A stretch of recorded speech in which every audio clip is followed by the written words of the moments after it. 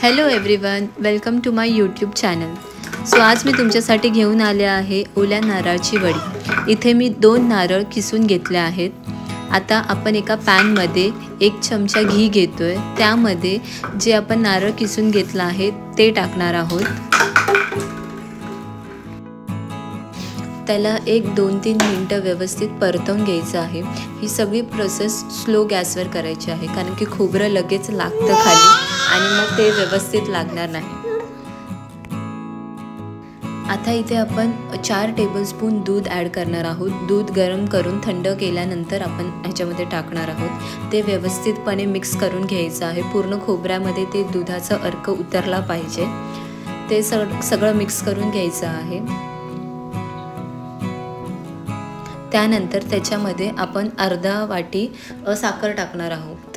हा तोच बाऊल आहे ज्याच्यामध्ये मी खोबरं मापून घेतलं होतं. तर खोबरं 1 बाऊलला थोडं कमी होतं, तर मी साखर अर्ध्या बाऊलला थोडं कमीच घेतलं आहे. आणि जी उरलेली साखर आहे ती पूर्णपणे वितळल्यानंतर मी परत टाकत आहे.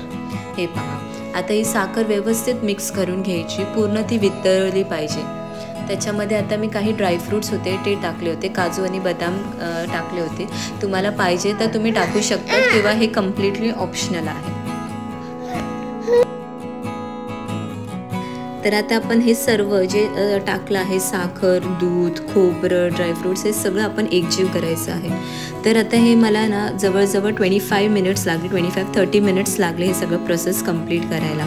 जोपर्यंत हा असा गोळा होत नाही ना तोपर्यंत आपलं हे मिश्रण तयार झालं नाही असं समजायचं. आता मी हे 2 पार्ट ह्यासाठी केले आहेत की मी एक येल्लो कलरची बर्फी बनवणार आहे आणि एक व्हाईट कलरची. तर मी अर्ध्यामध्ये येल्लो कलर टाकून ते मिक्स केलं.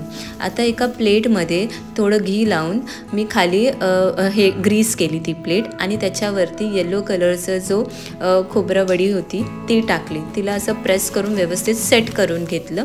जेवढं मिश्रण होतं तेवढंच मी ग्रीस केली होती प्लेटला. त्यावरती मी व्हाईट कलरची वडी टाकली. बघा किती सुंदर दिसतं आहे.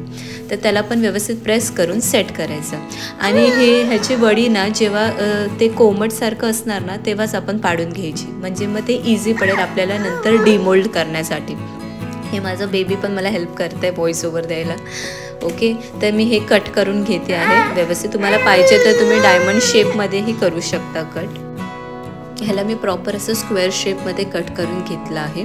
आणि एकदम कंप्लीट थंड होऊ द्यायचं, बाहेरच ठेवा 2-3 तास. आणि त्यानंतर हे बघा किती सुंदर दिसते आणि इतकी छान झाली होती ना, म्हणजे असं तोंडात टाकताच विरघळत होती. हे बघा, हे बघून तुम्हाला आयडिया आलीच असेल.